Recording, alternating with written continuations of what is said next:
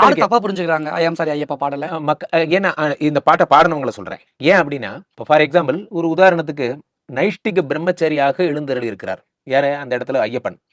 ஐயப்பன் அந்த இடத்துல அந்த அவதாரம் அப்படிதான். இப்போ இந்து மதத்தை பொறுத்த வரைக்குமே அவதாரங்கள்ங்கிறது ரொம்ப பெருமையா கருதப்படுது. ஒவ்வொரு இடத்துல ஒவ்வொரு மாதிரியான அவதாரங்கள்.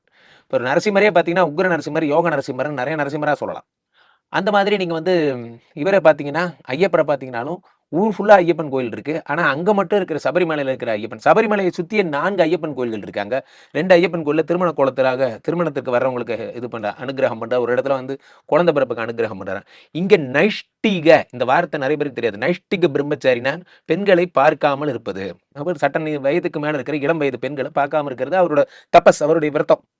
அப்படிங்கும்போது அதுக்கு மரியாதை கொடுத்து நம்ம இவங்க போகாம இருக்காங்க.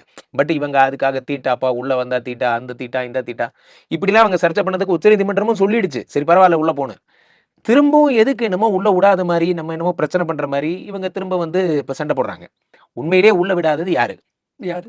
உண்மையிலேயே உள்ள விடாதது யாரு? அப்படின்னா அந்த ஏரியால இருக்கிற அவங்களுடைய அந்த மதம் சார்ந்த நம்பிக்கையுடையவர்கள் அவங்க உள்ள விடல.